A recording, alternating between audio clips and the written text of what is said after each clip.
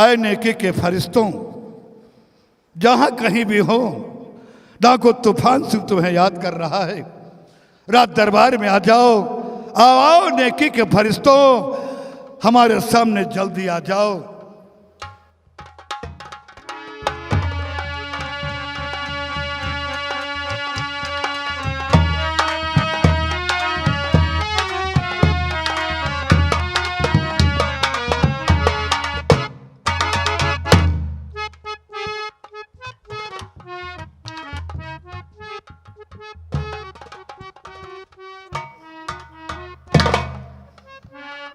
तूफान सिंह, क्या ये वही सम्राट हैं जिन्हें दिखाई नहीं देता है?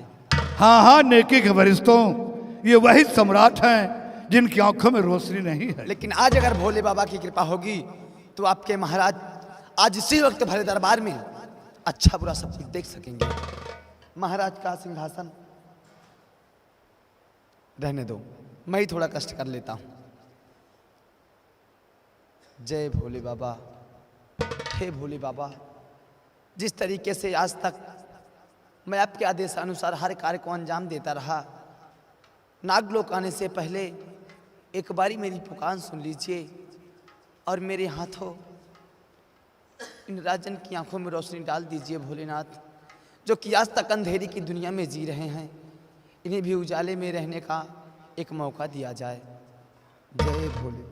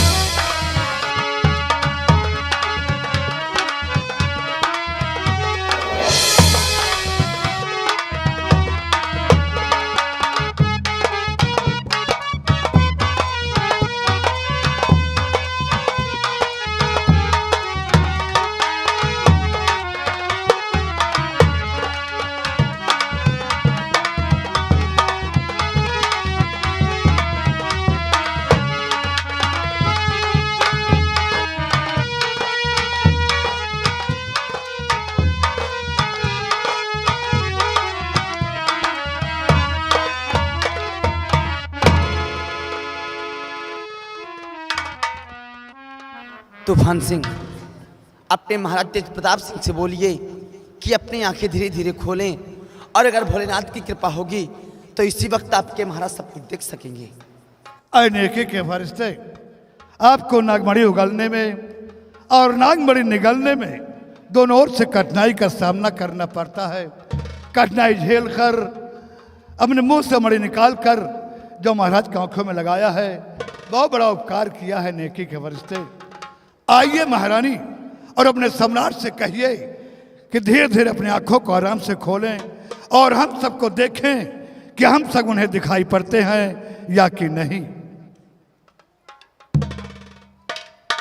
स्वामी जी, अपनी आंखें खोलिए और मुझे देखने की कोशिश कीजिए। स्वामी जी, अपनी आंखें खोलिए। स्वामी जी, मुझे देखने की कोशिश कीजिए। स्वामी जी,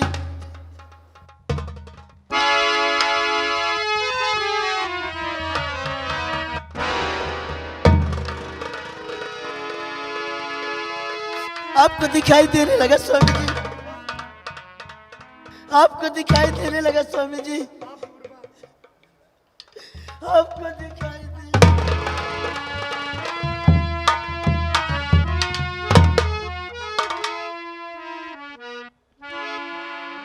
हमें दिखाई नहीं देने लगा पूर्वा।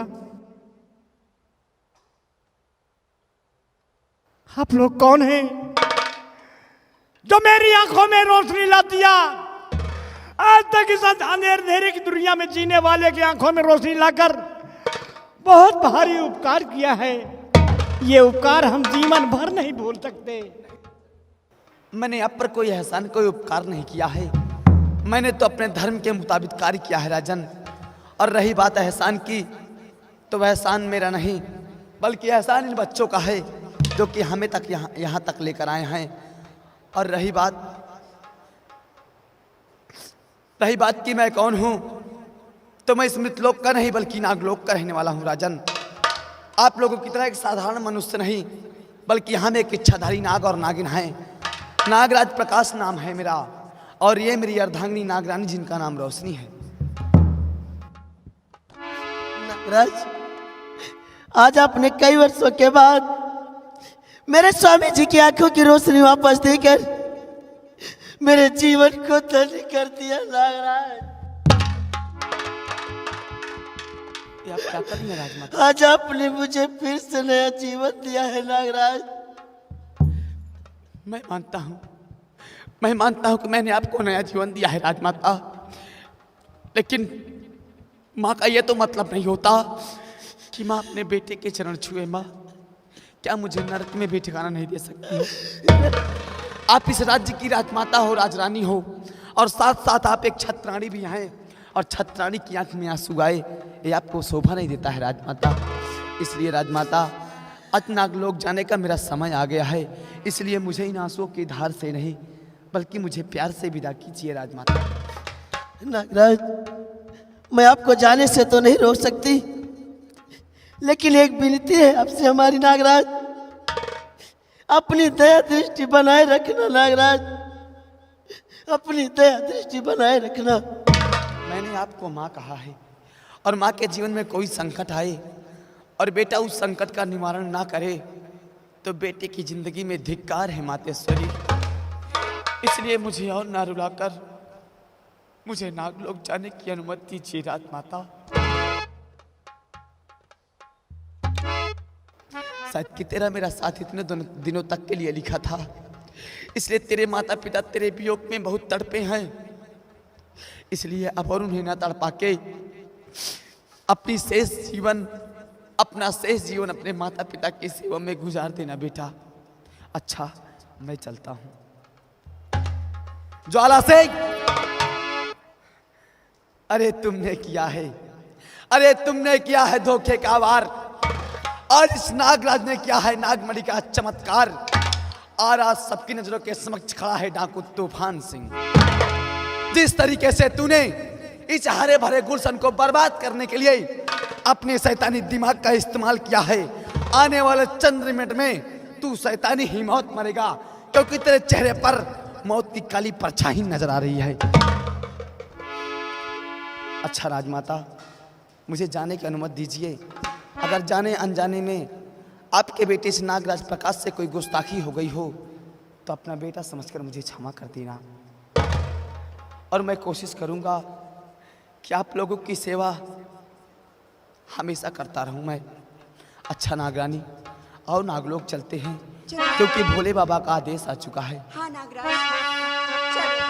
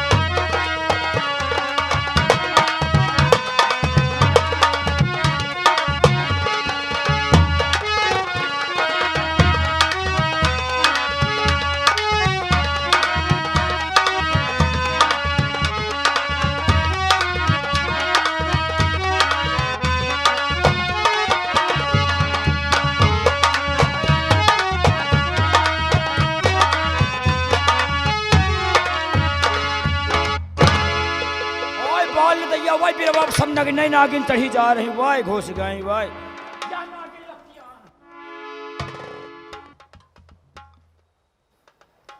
महारानी पूर्वा, स्वामी जी, मुनिराज ने बताया था कि आपके बेटे के जरिए आपकी आंखों में रोशनी आई थी, लेकिन मेरा बेटा कहाँ है? स्वामी जी, आज 21 साल बीत गए जब मेरे बच्चे को इस कमीने ज्वाला सिंह ने दुनिया से मिटा दिया, तो मेरा बेटा कैसे आएगा स्वामी जी? नहीं महारानी नहीं, धैर्य से काम ले महारानी। आपका बेटा मरा नहीं बल्कि जिंदा है महारानी। क्या बेटा जीवित है? कहाँ है मेरा बेटा? महाराज, ज्योतिष कभी झूठा नहीं होता। ज्योतिष ने जो बताया था वो सत्य बताया था। आज आपकी आंखों में रोशनी आई है तो आपके बेटे की वजह से। नागराज को लाने वाला और कोई नहीं, आपका बेटा शिवा है महाराज। मेरा बेटा शिवा जीवित है? आइए। कहाँ है मेरा बेटा? आइए महारानी, इस बच्चे के मस्तक को देखकर पहचानिए कि आपका बेटा है या कि नहीं।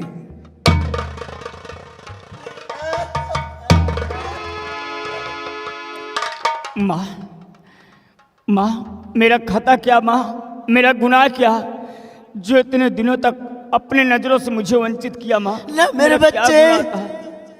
मैं तुझे अपनी नजरों से वंचित नहीं किया मेरे लाल। तेरे जन्म लेने के बाद तो हम बहुत खुश थे। तुझे अपने आंचल में लिपटाए शयन कक्ष में सो रही थी और ये कमीना ज्वाला सिंह तुझे धोखे से उठा ले गया, न जाने कहाँ छुपा दिया। आज 21 साल से तुझे देखने के लिए तड़प रहे मेरे बच्चे। एक बार मेरे सीने से लग जा मेरे लाल।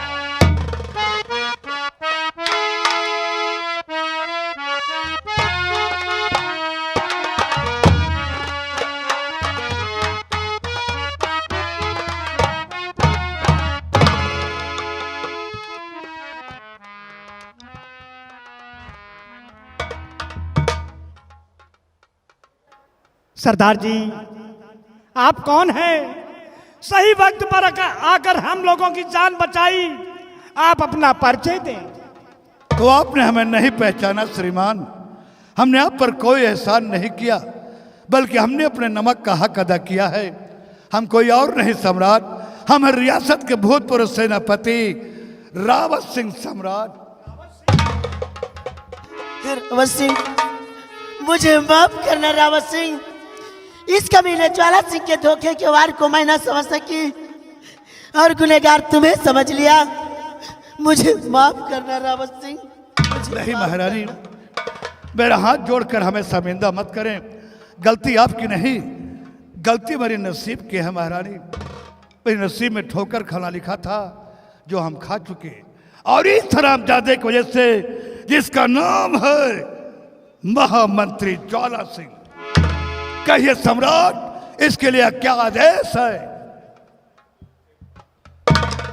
रावत सिंह, इसकी करनी का फल इसे अवश्य मिलना चाहिए। इसे मौत की सजा होनी चाहिए, मौत की। नहीं महाराज, मैं अपने किए पर बहुत शर्मिंदा हूं। अगर मैं जानता कि अंतोगत यह जीवन में मुझे ये दिन देखने के लिए जिंदा रहना होगा, तो मैं ऐसा बुरा कार्य कभी न करता। ज्वाला सिंह, यही है मौत का डर। क्या कहता था? किसी मुआवब नहीं जो पानी फेरे तेरी सोच पर, किसी मुआवब नहीं जो पानी फेरे तेरी सोच पर। ज्वाला सिंह तेरा नाम है, पूरा करता था बंदूक की नोक पर। आज बंदूक की नोक पर तेरी जान जाएगी ज्वाला सिंह। तुझे बचाने वाला कोई नहीं मिलेगा। ज्वाला सिंह, कहावत में तूने सुना होगा, दगा किसी का सगा नहीं, ना मानो तो करके देखो। तूने करके देखा, दगा किसी का नहीं होता। हरामजादे, और सबसे बड़ा गुनाहगार तो तू राजकुमार शिवा का है। तूने शिवा का बचपन छीना, कुत्ते की औलाद। राजकुमार शिवा, उठाओ हंटर और इस हरामजादों को इतना मारो कि मर जाए।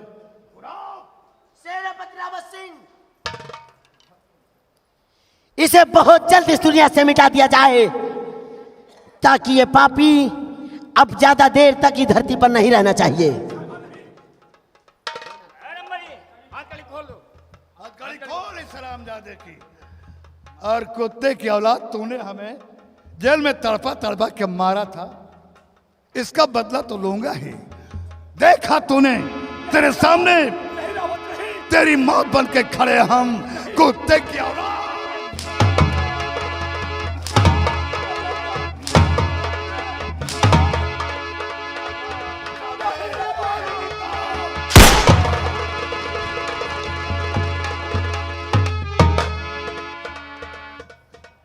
बेटी, मैं इसी का पात्र था रे, मैं इसी का पात्र था। लोग कहते हैं बुरे काम का बुरा नतीजा ना मानो।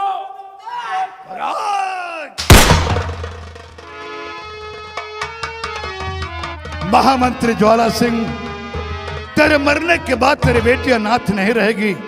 तेरी बेटी को हम पिता का प्यार देंगे। इसका विवाह करने के बाद हम कन्यादान करेंगे, क्योंकि हम खलनायक नहीं बल्कि नायक हैं। सम्राट, आपसे निवेदन है राजा, महामंत्री ज्वाला सिंह के मरने के बाद उनकी बेटी दुनिया में अनाथ हो गई। हम चाहते हैं आप अपने बेटे राजकुमार शिवा का विवाह महामंत्री की बेटी के साथ कर दें। बहुत अच्छा रावत सिंह। और हम बाप बनकर लड़की का कन्यादान करेंगे।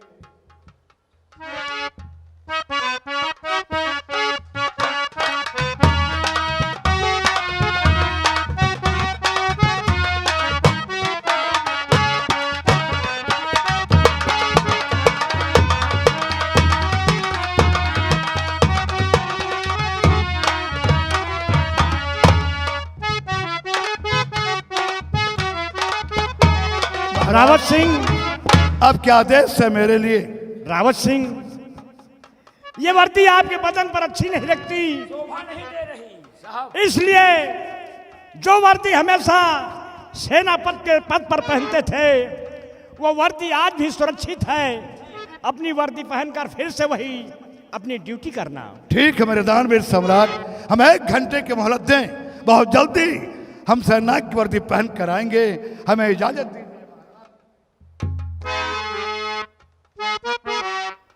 आओ प्रिय, हम सभी राजमहल चलते हैं। चलो स्वामी जी, मुरलीधर का गुणगान गाते हुए और राजमहल की तरफ चलते हैं। क्यों नहीं।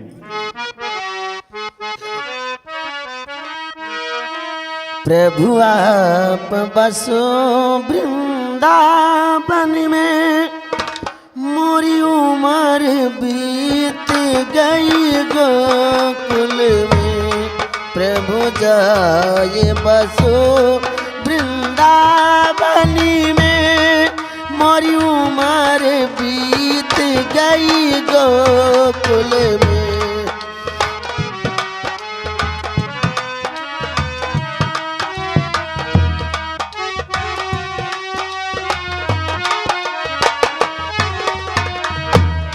मोरी उम्र बीत गई गोकुल में, मोरी उम्र बीत गई गोकुल में, मोरी उम्र बीत गई गोकुल में। प्रभु जाए बसो